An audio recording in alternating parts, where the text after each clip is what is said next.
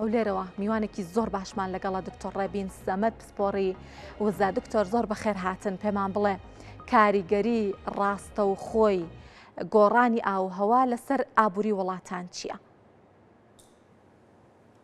بەڵێ ئەو کاتتان باش زۆر سپاس بۆ بەرنامە جوانەکەی بەڕێستان لە سەرەتا دەمەوێت باز لە دیاردەی خۆڵبارین بکەم.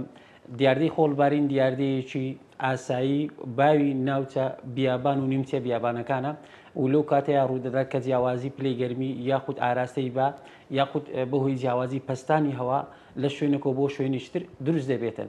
ئەمە هەروە خێرایی باکە لە 25 لە سعاتێکتا 25 کیلۆمتر خێرایەکەی زیاتر بێتن ڕاستەوخۆ جولەی با یاخود گەردەلوولی خۆڵبارین دروست دەبێتن. بێگومان کاریگەریەکانی خۆڵبارین لەسەر ناوچەیەک بۆ ناوچەیەکتر جیاوازە واتە پەیوەستە بە ڕێژە و کاتی خۆڵبارینەکە واتە ئەگەر چڕەیەکەی بەرز بێتەوە کاتەکەی درێژ بێتن بێگومان کاریگەریەکەشی زیاتر دەبێتن. پارێزگای هەولێر خۆم تێژنوویەکم لەسەری کردووە ساڵی 2024 وەکو هەر ناوچەیەکی شتیری جیهان و لە چوارچەوەی عێراقا زۆرترین گۆڕانکاری کەشەوال کە خۆشتان لە راپۆرتەکەی بەڕێستا ئاماژەتان پێکرد کە عێراق یەکێکە لە وڵاتانی کە زۆرترین گۆڕانکاری کەشوهەوا لەسەری بەدیار کەوتووە واتە لە ڕێزبەندی 5 لە وڵاتانە ئەژمار دەکرێتن کە نەتەوە یەکگرتوەکان دەستنیشانی کردووە کە لە وڵاتە مەترسی دارەکاندا ئەندرێت کە لە چەند ساڵی داهاتوودا تووشی دەرئەنجامی خراپی گۆڕانی کەشەوە ئەبێتەوە. گرنگترین ئەو کاریگەریانی کە بەهۆی شەپۆڵەکانی خۆڵبارین عێراق دەکەوێت کۆمەڵێک کاریگەری و گرفت دروست دەکاتن بە تایبەتی لەسەر لانی ئابووری عێراقدا. یەکەمیان دەتوانم دەستنیشانی بکەم لەسەر کوشتتوکاڵە ئەگەر ئێمە کاریگەریەکانی شەپۆڵەکانی خۆڵبارین لەسەر ناوچەکان بەردەوام بێتن کە لە دەرئەنجامی کەمدابارین و بەرزبوونەوەی پلەی گەرمی و هاتنی و ئاراسی با دروست دەبێتن. خۆتان نەزانن ئەگەر ئێمە بەراوردکاریەک بکەین لە نێوان وەرزی دابارین لە ساڵی 2024 تەنها لە ناو سنتەری شاری هەولێر زیاتر لە 585 ملیم دابارین ڕوویدا بوو بەڵام بۆ ئەم ساڵی وەرزی دابارین لە نێوان ساڵی 2025 تەنها 150 ملیم باران داباریوە. ئەم جیاوازیە لە ڕێژەی دابارین لە مەوسمی ساڵی پار بۆ ئەم ساڵ ئەمە جیاوازیەکەی زیاتر لە 450 ملیم. ئەم جیاوازیە وای کردووە کە وشکە ساڵێکی تەواو لەسەر پارێزگای عێراق و لە وڵاتی عێراق و لەسەر پارێزگای هەولێر و لە زۆربەی ناوچەکانی تر بەهۆی کەمباریانیەوە کاریگەریەکەی بەدیار بکەوێت. ئەم شەپۆڵە خۆڵبارینانە کە ڕوو عێراق دێت بە تایبەتی لە ناوچەکانی باشووری ڕۆژئاوا و باکووری ڕۆژئاوای عێراق دێتە سەر عێراق. گرنگترین ئەو هۆکارانی کە کاریگەریان هەیە لەسەر بەرزبوونەوەی ڕێژەی چری خۆڵبارین بریتێ لە دابارین چکە یەکێک لە هۆکارەکانی کە دابارین لەو ناوچانە بەرز بێتەوە ئێمە ئەبینین ڕێژەی سەوزایی بەرز بێتەوە هەمان کاتە ڕشێ دروست دەبێت ئەمانە تا ڕادەیەکی باش کاریگەری هەیە لەسەر کەم هاتنی شەپۆڵەکانی خۆڵبارین بۆ عێراق بەڵام هەر کاتێک ئەگەر ساڵەکان ئەو ساڵانێک بەڵێ دکتۆر ئەمێ بزانم تێچووی بەرەنگاربوونەوەی وشکە ساڵی زیاترە لە زیانەکانی ئەبینین کە زیانێکی زۆر بە کشت و کاڵ بە هاتوچۆ بە تەندروستی هاوڵاتیانە گەێنێ بەڕاستی تێکی بەرەنگاربوونەوەکەی زیاترە لەم زیانانە کە بە دوای خۆیان هێنێت؟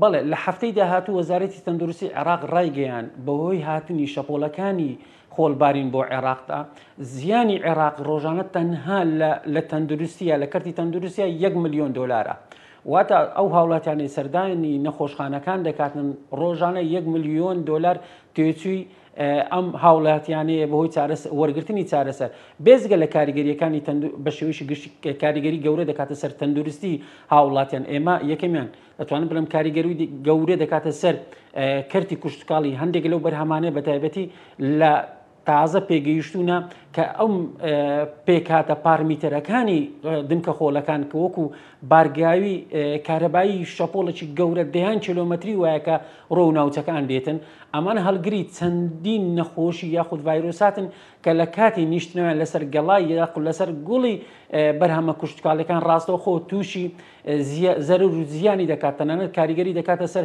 کوالەتی ئەو خۆراکە هەندێک جار لەوانەیە بگاتە ئاستی وشکبوونی ئەو بەرهەمە کوشتتوکاڵە لەگەڵ ئەوەشە ئەمە کاریگەری هەیە لەسەر وشکبوونی ئەو لەوەڕانەی بۆ لەوەڕ بۆ ئاژەڵەکان و هەروەها کەمبوونەوەی ڕێژەی سەوزایی لە ناوچەکانە. دووەمیان دەتوانم بڵێم کاریگەری گەورەی هەیە لەسەر باری دەرونی هاوڵاتیان، چونکە هەر کاتێک ئێمە ئەگەر بەراوردکاری بکەین لە نێوان ڕۆژ و شەوە بە تایبەتی زیانەکانی خۆڵبارین لە شەوە یەکجار بەرز دەبێتەوە ئەگە بەراوردی بکەین بە ڕۆژە، چونکە یەک لە هۆکارەکانی زیاتر نیشتنەوەی خۆڵە لە شەوە بەهۆی نزمبوونەوەی پلەی گەرمیە ڕاستەخۆ کاریگەری گەورە دەکاتە سەر ئەو باری تەندروستی بە تایبەتی ئەوانەی هەستەوەری لە چاویان هەیە و لە کۆندامی هەناسەیان هەیە، ئەمانە دەرچوونیان لە کاتی شەوە مەترسیەکە یەکجار بەرزە بێتەوە. ئێمە وەکو نوێترین ئامار ئەگەر بخەمە ڕوو لە مانجی سێە لە نێو پارێزگای هەولێر لە نێو سنتەری شاری هەولێرە بڕی خۆڵبارین یەک تەنی تێنەپەڕاند بوو بە هەموو گەڕەکەکانی شاری هەولێرە بۆ بەڵام بۆ ئەم ساڵ بەپێی نوێترین ئامارکە شیکاریمان بۆ کردووە 600 زیادی کردووە. واتە لە ساڵی پارە ئەگەر یەک تەن خۆڵباری بێتن لە مانجی سەیە، ئەم ساڵ زیاتر لە نزیکەی 3 تەن تەنها لە مانجی سەیە خۆڵباریوە. ئەم بەرزبوونەوە ڕێژەیە لە خۆڵبارینە دەرئەنجامی یەکەمیان بەرزبوونەوەی پلەی گەرمی، دووەمیان کەمی ڕێژەی دابارین، سێمیان مەسەرەن ئاراستەی باە بۆ ڕۆ شارەکان. بە تایبەتی ئێمە ئەگەر باسی ئەو شەپۆڵە خۆڵبارینانەش بکەن کە بەرکەوتەی پارێزگای هەولێر بووە بەراورد بە ساڵەکانی تر، ئەم ساڵ کە بەهۆی کەمی ڕێژەی دابارین ئەم شەپۆڵانە ڕێژەکانیان جار بەرز بۆتەوە. هەروە کاریگەری گەورەی هەیە لەسەر ڕێژەی هاتنی گەشتیاران بۆ هەرێمی کوردستان. هەر کاتێکا شەپۆڵەکانی خۆڵبارین پارێزگەکانی هەرێم یان ناوچەکە گەشتیاریەکان بگرێتەوە، ئێمە ئەبینین ڕاستەوخۆ ڕێژەی هاتنی گەشتیاران بۆ هەرێمی کوردستان دابەزێت. ئێمە ئەگەر سەیری ئامارە بکەین. بەڵێ دکتۆر باسی بەرەنگاربوونەوەی ئەم گۆڕانکاریانەمان کرد و باسیەوەمان کرد کە بێگومان زیان بە کشت و کاڵ بە تەندروستی بە گەشتیاری تەنانەت ئەگەیەنێت. لە بەرەنگاربوونەوەی گۆڕانکاریەکەی ڕۆڵی وزەی خاوێن چییە بۆ ئەوەی کە بتوانین پێش ئابەم ڕەوتە خێرایە بگرین کە ئێستا بەرەوکی پێگرتوین؟ بەڵێ ئێمە چەندین هۆکاری خۆڵبارینمان هەیە لە نێو شارەکان و لە نێو ناوچەکانە. دوو هۆکاری سەرەکیمان هەیە، هۆکاری سروشتیمانی و هۆکاری مرۆییمان هەیە. لە هۆکارە سروشتیەکە ناتوانین ڕێگری لە زیانەکانی خۆڵبارین بکەین، بەڵام دەتوانین زیانەکانی زیانەکانی کەم بکەینەوە. یەکەمیان بە دروستکردنی ڕووی ئاوی، واتە دروستکردنی دەیان بۆن یاخود دروستکردنی بەنداو بۆ ئەوەی کەمترین زیان بۆ شەپۆلی خۆڵبارین بەر ناوچەکانمان بکەوێتن. دوێمیان بەرزکردنەوەی ڕێژەی سەوزاییە بە تایبەتی لەو ناوچانێک کە وەکو مەمەڕەک وانە بە تایبەتی لە ئێمە وەکو ئەگە باز لە شاری هەولێر بکەین، مەمەڕی هاتنی شەپۆڵەکانی خۆربارین بریتە لە ناوچەکانی باشووری ڕۆژئاوای هەولێر. واتە ئەو هاتنی شەپۆڵەکانی خۆڵبارین بە تایبەتی لە نێوان ڕێگای هەولێر و بۆ کەرکووک بۆ ڕێگای هەولێر بۆ مووسڵە، واتە ئەو ڕێڕەوەی کە دەکەوێتە پشتێنەی سەوزی ماستر پلانی شاری هەولێر دەکرێت لایەنی حکومی و لایەنی پەیوەندیدار لێەوە دەست بکەن بە چاندنی سەوزای و سەوزکردنی پشتێنەی سەوزی.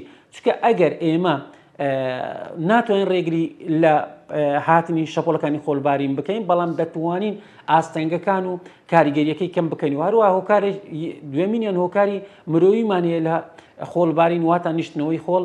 یەکەمیان بریتە لە خۆڵبارینی لاوەچی، دوێمیان خۆڵبارینی هەڵواسراو و هۆڵبارین واتە خۆڵبارینی برند بوو. ئەم زۆرە خۆڵبارینانە تەحەدەک دەتوانین هەتا نزیکی سفریش بینین، بەڵام هۆکاری خۆڵبارین بە هۆکاری سروشتی ناتوانین ببینێ ڕێگر، بەڵام دەتوانین ئاستی و کاریگەری و زیانەکانی دەتوانین کەم بکەینەوە بە تایبەتی بە دروستکردنی کە باسمان کرد لە ڕووی ئاوی و بەرزکردنەوەی ڕێژەی سەوزایی لە ناوچەکانی هاتوو بە شەپۆلی هاتوو بۆ نێو سنتەری شارەکان و بۆ نێو شار و شارۆچکەکان.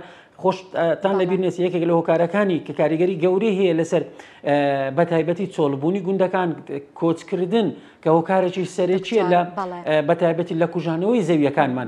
هەروە ئێمە ئەگەر بەراوردی هەروەکو لە راپۆرتەکەی بەڕێزستانیش ئاماژەی پێکرد لە ساڵی 1965 زەویشت شیاوی داچاندن لە عێراقا زیاتر لە 135 میلیۆن دۆلار زەویمانە بوو، بەڵام لە ساڵی 2025 ئەگە بەراوردکاریەک بکەین لە ساڵی 1965 بۆ ساڵی 2025 ئێمە ئەبینین زیاتر لە 90 ملیۆن دۆنم زەویمان کوژاوەتەوە 20 ملیۆن دۆنم زەویمان هەڕەشەی کوژانەوەی لەسەرە تەنها 13 ملیۆن دۆنم شیاوی تا چاندرا. دکتۆر ئەگەر ڕەوتەکە بەم جۆرەی ئێستا بەردەوام بێت دیمەنەکە لە داهاتووە چۆنە بێ هەر ئێستا پێشبینیە کرێ ئەم ساڵ 150 بۆ 200 ڕۆژ خۆڵبارینمان هەبێت ئەگەر هەر ئاوا بڕواتە پێش چیمان بۆ بەسەردەبوون نمونە ساڵی داهاتوو 10 ساڵی تر.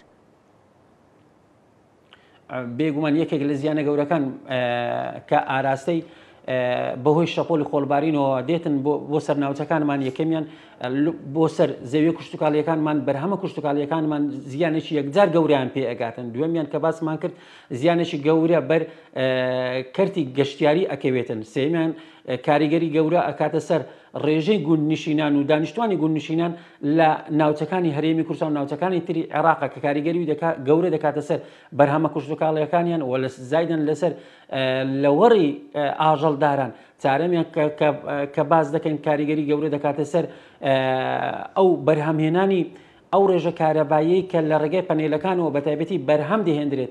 کاریگەری گەورە هەیە چونکە دەبێت بە خێرایی ئەو پەنێلانە خاوێن بکرێتەوە بۆ ئەوی بەرهەمهێنانی کارەبا بەردەوام بێت. جگە لە زیانی گەورەشی هەیە بەسەر مەسەلەن بەسەر هەموو ئەو ناوچانی کە بەرکەوتەی ئەم شەپۆڵە خۆڵبارینان بە تایبەتی لە شەوە ڕێژەی بینین دا ئەبەزێت بۆ خوار 4 کیلۆمەتر. ئەمە کاریگەریەکە زیانەکانی یەکجار گەورەیە بۆ پێشبینی دەکرێتن شەپۆڵەکانی خۆڵبارین بەردەوام بێت تا کۆتایی مانجی 5 و لە مانجی 82 با لە شەپۆڵەکانی خۆڵبارین بەردەوام بێتەوە بەهۆی ئەو جوولە بایەکە لە بای باکووری ڕۆژ ئاوا یاخود بای باشووری ڕۆژ ئاوا کە عێراق کەوتۆتە ژێر ڕکێفی هەرێمی دەریای هەرێمی ئاوهوای دەریای ناوەڕاستە کە ئەم چاڵاشی ئەم بایە لەو ئاراسانە بەردەوام دێت تاوەکو وەرزی داباری. سپاس دکتۆر ڕێبین سەمەد پسپۆڕی وزە لە هەولێرەوە لەگەڵمان بوون. سپاس بۆ زانیاریەکانتان. جیاواز لە